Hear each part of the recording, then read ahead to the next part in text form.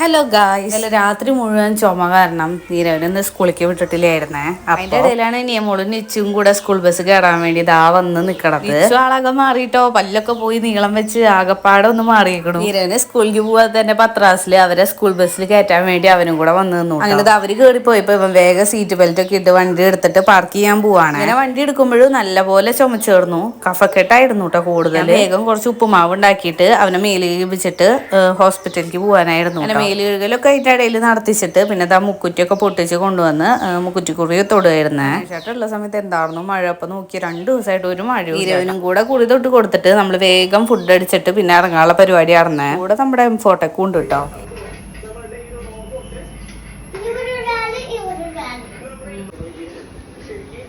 അതിന്റെ ഇടയിൽ സത്യമാമ വിളിച്ചപ്പോൾ അവൻ വേഗം പോയി ടാറ്റൊക്കെ കൊടുത്തു. പിന്നെ വീണ്ടും വന്നിരുന്നു ഫുഡ് അടിക്കാനേ.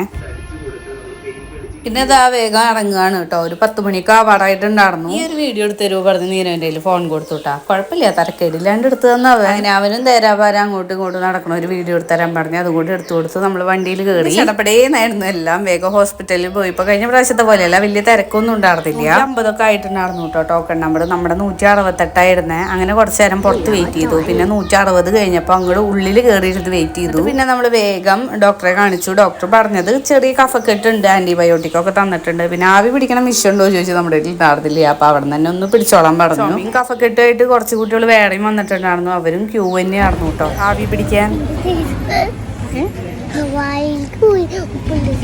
വായല് കുപ്പുരസം എന്ന് പറയുന്നുണ്ട് കേട്ടോ.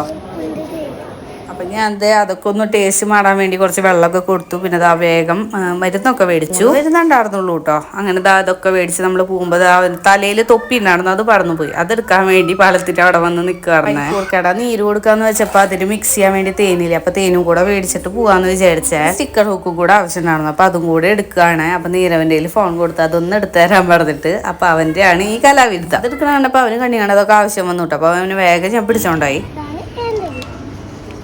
തീരെ നിവർത്തിയില്ല കണ്ടപ്പോ ഏതെങ്കിലും ഒരു മിഠായി എടുക്കാന്ന് പറഞ്ഞു. അങ്ങനെ മെൻഡോസും കൂടെ എടുത്ത അങ്ങനെ കുറച്ച് തക്കാളിയുടെയും കൂടെ ആവശ്യം ഉണ്ടായിരുന്നു. അതൊക്കെ മേടിച്ചതാണ് നമ്മൾ വീട്ടിലേക്ക് എത്തി. ഇന്നത്തെ വീഡിയോ അത്രേ ഉള്ളൂ.